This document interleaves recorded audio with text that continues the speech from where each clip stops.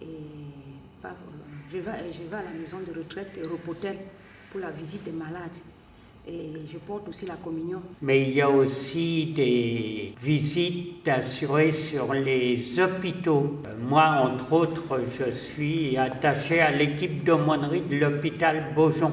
Et là, d'assurer une présence humaine auprès des patients hospitalisés, auprès de leurs familles. Au niveau du prêtre, une présence aussi sacramentelle.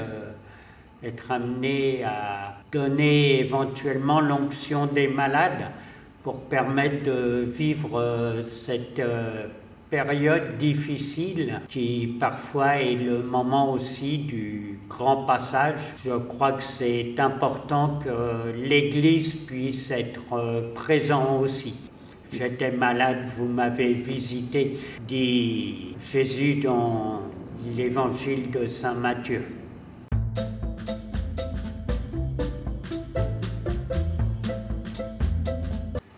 Alors, le témoignage que je pourrais donner, c'est sur une résidente, Denise, qui était à l'hôpital depuis plus de 3 jours, dans le coma. Personne n'aurait pu penser qu'elle allait revenir. Mais Dieu est grand, Dieu est amour. Pendant son coma, elle est montée effectivement, mais elle a rencontré le Christ. Le Christ lui a dit non, Denise, ce n'est pas ton heure. Donc elle est revenue. Quand elle s'est réveillée, elle a dit oh, j'étais en paix quand j'étais face au Christ. Elle s'est réveillée, elle a dit elle a senti que du bonheur, que de la joie autour d'elle. Quand elle est revenue, elle savait que j'étais présente, parce que tous les mardis, j'allais faire la prière du chapelet. La première chose qu'elle a faite quand elle est rentrée à la résidence, c'est je veux voir Véronique. Elle est venue vers moi, elle m'a dit venez. Elle m'a parlé dans l'oreille, elle m'a dit Véronique, j'ai vu le Christ. Il m'a dit c'est pas mon heure. Et c'était une femme d'une humilité, d'une douceur.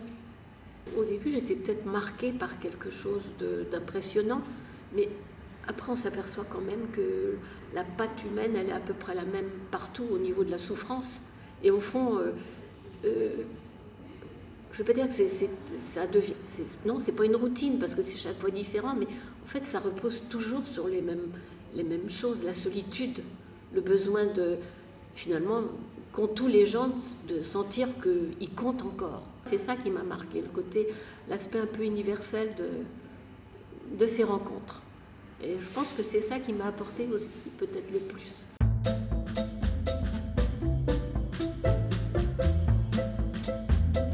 J'avais envie de me tester, est-ce que je suis capable d'écouter, surtout les personnes âgées, contrairement aux enfants. Et puis moi, peut-être je me sentais aussi à l'époque que j'étais en train de vieillir. Il faut apprendre aussi, en regardant les personnes âgées déjà, en certain âge, comment on vieillit. Et j'avais envie j'aime bien en tout cas écouter les autres en général, mais surtout les gens qui sont plus âgés que moi. Et c'est comme ça a commencé.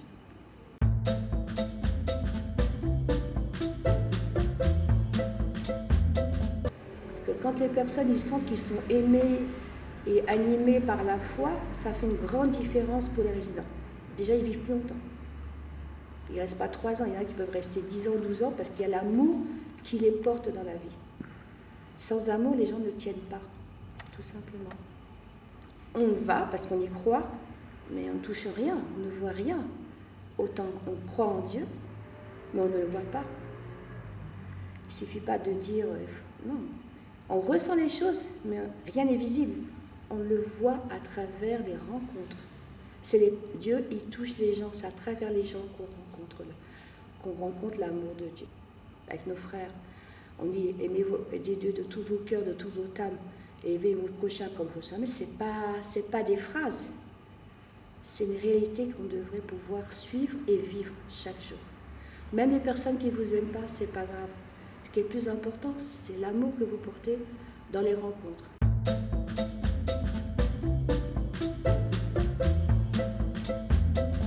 Ça me fait vraiment du bien. Vraiment, chaque fois que je suis allée quels que soient les soucis, quand je vais jamais, on a trop de problèmes, de soucis dans la vie, de soucis de famille, de travail, de ça. Mais quand je rentre, je discute avec ces personnes et tout. Quand je ressors, c'est toujours avec beaucoup de joie, apaisement, la paix. Parce que quand je discute, c'est les gens aussi, pendant qu'on discute avec eux, je veux dire, ils prient d'une autre manière pour nous. Parce que quand on arrive, par exemple, là, on a fait la messe le 12 janvier avec Père Jean-Dominique.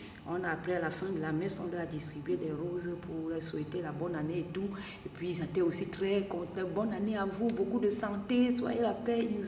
J'ai dit, c'est une manière aussi de prier pour nous qui venons là. Dans le domaine de la foi, ça m'oblige à mettre au clair des questions que sinon j'évacue tranquillement.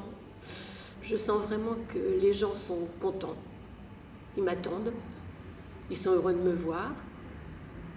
Et moi, quand j'arrive avec mes valises de soucis ou mes médiocrités, mes tristesses, finalement, je me sens utile et je repars un peu requinquée.